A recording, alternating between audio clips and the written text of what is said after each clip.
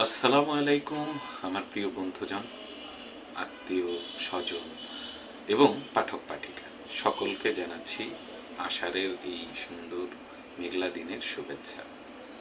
সকলে আশা করি ভালো আছেন। চারিদিকে যেহেতু বিভিন্ন ধরনের ভাইরাস রোগগুলো ছড়াচ্ছে, তাই আপনাদের প্রতি অনুরোধ থাকবে সতর্ক থাকবেন, বৃষ্টিতে কম ভিজবেন এবং অবশ্যই যে ফলগুলো সিজনাল সেগুলো নিয়মিত খাওয়ার চেষ্টা করবেন। আজকে আপনাদের সামনে আমি যে বিষয়টি নিয়ে আলাপ করতে এসেছি সেটি হচ্ছে মঙ্গলের কন্যা রাশিতে গমন। অর্থাৎ আগামীকাল 28শে জুলাই রাত 9:11 দিকে মঙ্গল সিংহ রাশি ত্যাগ করে কন্যা রাশিতে গমন করবেন এবং 45 দিন অর্থাৎ প্রায় আপনার 13ই সেপ্টেম্বর পর্যন্ত সে কন্যা রাশিতে অবস্থান করবে। যেহেতু মঙ্গলকে আমরা রাশিচক্রে বলি একটি অশুভ গ্রহ, কারণ মঙ্গল দুর্ঘটনা, কাটাছেঁড়া, অস্ত্রোপচার, রক্তক্ষরণ যেমন নির্দেশ করে, তেমন আবার ভালো দিক হচ্ছে তার আইন শৃঙ্খলা, নিরাপত্তা বিভাগ বা সফল অভিযান, খেলাধুলা সবকিছুতে সফলতাও নির্দেশ করে। তো মঙ্গলের এই রাশিচক্র গমনের কারণে কারো কারো জন্য মঙ্গল হয়ে উঠতে পারে অশুভ এবং কারো কারো জন্য মঙ্গল হয়ে উঠতে পারে শুভ। আমি সংক্ষেপে আলোচনা করার চেষ্টা করছি যে মঙ্গল কোন কোন রাশির জন্য শুভ ফল বয়ে আনবে এবং কোন কোন রাশির জন্য অশুভ ফল বয়ে আনবে। প্রথমেই আমরা আসি মেষ রাশি, যাদের জন্ম লগ্ন চন্দ্র রাশি অথবা পাশ্চাত্য রাশি মেষ। মনে রাখতে হবে মেষ রাশির ষষ্ঠ স্থানে বা রোগ ব্যাধি রিপুর স্থানে কিন্তু মঙ্গল যাচ্ছে। ফলে রোগ ব্যাধি বিষয়ে, শত্রু বিষয়ে এবং শরীর স্বাস্থ্য বিষয়ে আপনাকে সতর্ক হতে হবে। কোনো প্রকার অস্ত্রোপচার যদি প্রয়োজন হয় এ সময় করাটা মোটামুটি ভালো, কারণ পুরনো রোগ থেকে আরোগ্য লাভের যোগ। নতুন বন্ধু বান্ধব বা নতুন কারোর সাথে সংঘর্ষে না জড়ালেই ভালো করবেন তারা। পরবর্তীতে আমরা আসি বৃষ রাশি। বৃষ রাশির পঞ্চম স্থান মঙ্গলের অবস্থানের কারণে যারা খেলাধুলার সাথে জড়িত অথবা সৃজনশীল পেশার সাথে জড়িত তাদের জন্য সময়টা ভালো। অর্থাৎ তারা এ সময় দল বদল করতে পারেন বা নতুন দলে যোগদান করতে পারেন। যে কোনো প্রতিযোগিতামূলক পরীক্ষায় বিদ্যার্থীরা এ সময় ভালো করবেন।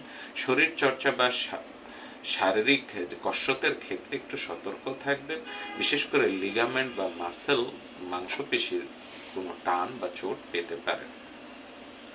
প্রেম ভালোবাসার জন্য সময়টি খুব একটা ভালো না। সন্তানের বিষয়ে সতর্ক থাকতে হবে। সন্তানের মেজাজ মর্জি কিছুটা উগ্র হতে পারে, সহনীয়তার সাথে এবং স্নেহ মমতার সাথে তা সামলাতে হবে। এরপর আমরা আসি মিথুন রাশি। মিথুন রাশির থেকে মঙ্গল অবস্থান করছে চতুর্থে। চতুর্থ মানে গৃহ, মা, মাতা, জমি, ভূমি, আবাসন। মিথুন রাশির জন্য মঙ্গলের এই গোচর অবশ্যই ভালো হতে চলেছে, তবে মায়ের শরীর স্বাস্থ্য ভালো যাবে না। হঠাৎ করে কোনো ধরনের অস্ত্রোপচার প্রয়োজন হতে পারে। নিজস্ব গৃহ, ভূমি, যানবাহন, আবাসন লাভের জন্য কিন্তু সময়টি খুব ভালো। এ সময় দেখা যাবে যদি পুরনো কোনো স্থাবর সম্পত্তি আপনি বিক্রি করতে চান সেক্ষেত্রে অগ্রগতির আশা। আত্মীয় স্বজন কেউ অসুস্থ হতে পারে অথবা কারো মৃত্যু সংবাদও পেতে পারেন। পরবর্তী রাশি কর্কট। কর্কট রাশির থার্ড হাউস বা তৃতীয় স্থানে মঙ্গলের এই গোচরের কারণে ছোট ভাই বোন, পাড়া প্রতিবেশী এবং সাহস পরাক্রমের বিষয়ে কোনো না কোনো কিছু ঘটবে। তবে ছোট ভাই বোনের বিয়ে শাদীর যোগ যেমন বেশি, তাদের এই সময় কর্মলাভের ক্ষেত্রেও অগ্রগতি হতে পারে। পাড়া প্রতিবেশীর সাথে সম্পর্কের টানাপোড়েনগুলো দূর হবে। যে কোনো ধরনের দুঃসাহসিক কাজ বা ব্যবসায়িক ক্ষেত্রে কোনো ধরনের ঝুঁকি গ্রহণ বা মধ্যস্থতা বা জমি জমা সংক্রান্ত কাজের জন্য যে কোনো ধরনের মধ্যস্থতায় আপনি কিন্তু ভালো ফল পেতে পারেন। পরবর্তী রাশি হচ্ছে আমাদের সিংহ রাশি। রাশিচক্রের সিংহ রাশির দ্বিতীয় স্থানেই কিন্তু মঙ্গলের অবস্থান করছে। অর্থাৎ যারা চিকিৎসা পেশায় আছেন বা চিকিৎসা সংক্রান্ত পেশায় আছেন তাদের জন্য সময়টা বলবান হতে যাচ্ছে। যদিও এই মঙ্গল যখন ধনস্থানে থাকে মানুষের কৃচ্ছতা সাধনের প্রতি আগ্রহ বৃদ্ধি পায়, তারা একটু কম খরচ করে, সঞ্চয় এই সময় অগ্রগতি হয়। ঝাল বা পোড়া বা অতি মশলাযুক্ত খাবার দাবার এই সময় এড়িয়ে চলার চেষ্টা করবেন, তা না হলে পেটের পীড়ায় ভুগতে পারেন। এ সময় সঞ্চয় উন্নতি এবং খুচরা পাইকারি ব্যবসা বাণিজ্যে আপনি সফল হবেন। চিকিৎসা ও চিকিৎসা সংক্রান্ত পেশার সাথে জড়িতদের তো বলেছি আগেই সময় ভালো যাবে, পাশাপাশি এই সময় দেখা যাবে তাদের বাড়তি আয় রোজগারের কিছু সুযোগ আসবে। আমার পরবর্তী রাশি হচ্ছে কন্যা রাশি। কন্যা রাশি হচ্ছে মৃত্তিকা রাশি এবং মঙ্গল হচ্ছে অগ্নিকারক গ্রহ। কন্যা রাশির জাতক জাতিকাদের জন্য কিন্তু মঙ্গলের এই অবস্থানটা খুব একটা ভালো ফল বয়ে আনবে না। সিজনাল জ্বর, পীড়া, জরাদি বা কাটা ছেঁড়া দুর্ঘটনা বিষয়ে আপনাকে সতর্ক থাকতে হবে। সবচেয়ে বেশি সতর্ক থাকতে হবে কিন্তু আপনাকে আপনার মন মেজাজের উপর, কারণ আপনার এই সময় মেজাজ বৃদ্ধি পাবে, কথাবার্তায় তিক্ততা বৃদ্ধি পাবে, যার কারণে আশেপাশের মানুষের দ্বারা কিন্তু আপনি ক্ষতিগ্রস্ত হতে পারেন।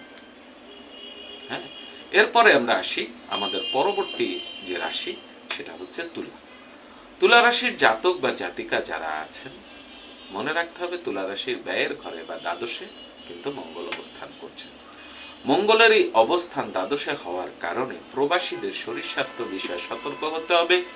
আইনগত জটিলতার বিষয় আপনাকে আবার পড়তে পারেন, সাবধানে এগোনোর চেষ্টা করবেন। বিশেষ করে চেক বা পাওনা টাকা আদায় সংক্রান্ত কোনো ধরনের মামলা মোকদ্দমার ক্ষেত্রে আরো ধৈর্যশীল হলে মনে হয় আপনি ভালো ফল পাবেন।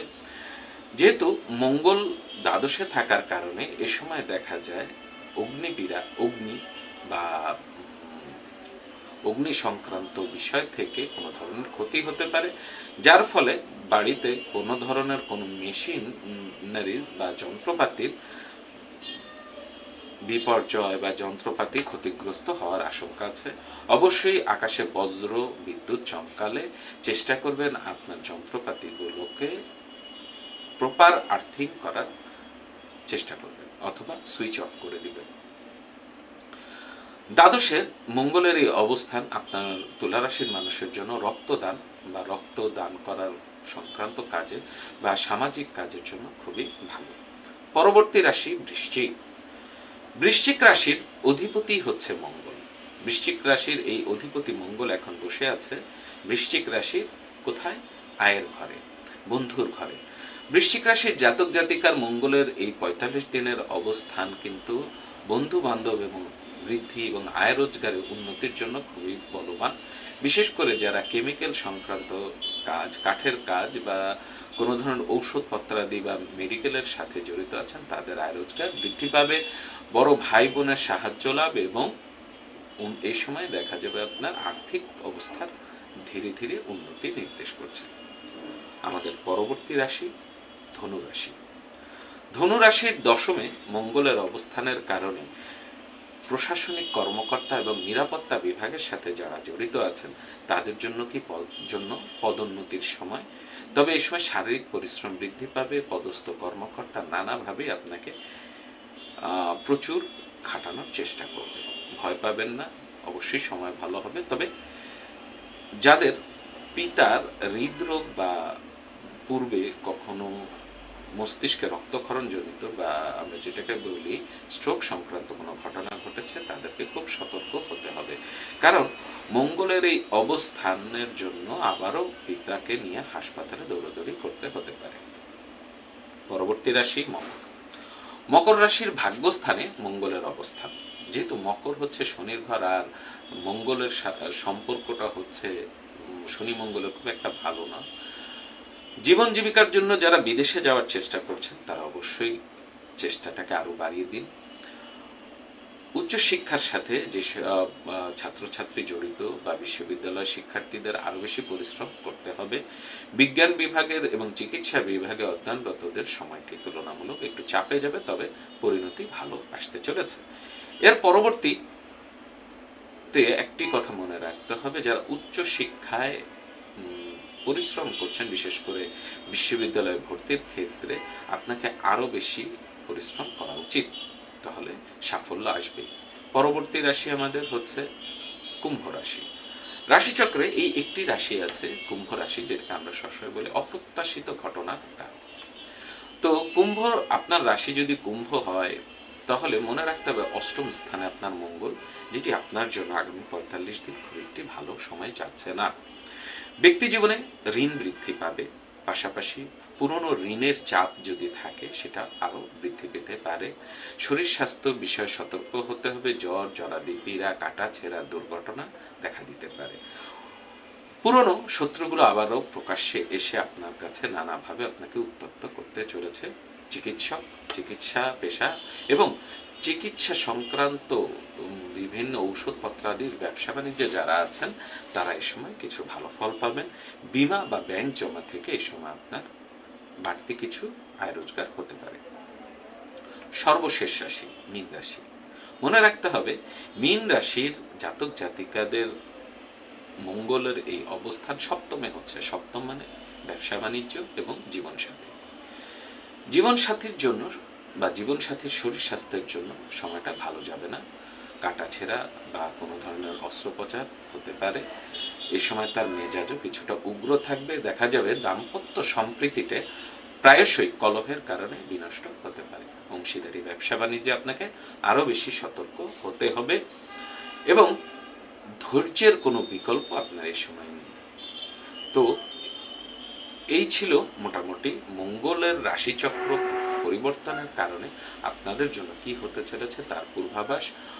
যাদের মঙ্গল খারাপ হতে যাচ্ছে চেষ্টা করবেন এই সময় লাল বস্ত্র বেশি পরিধান করার এবং অভিজ্ঞ জ্যোতিষীর পরামর্শ নিয়ে মঙ্গলের রত্ন ধারণ করার। যাদের মঙ্গলের দশা অন্তর্দশা চলছে তারা অবশ্যই দ্রুত একজন অভিজ্ঞ জ্যোতিষীর পরামর্শ নিয়ে এর প্রতিকার ধারণ করবেন। ধন্যবাদ সকলকে, ভালো থাকবেন, আল্লাহ হাফেজ।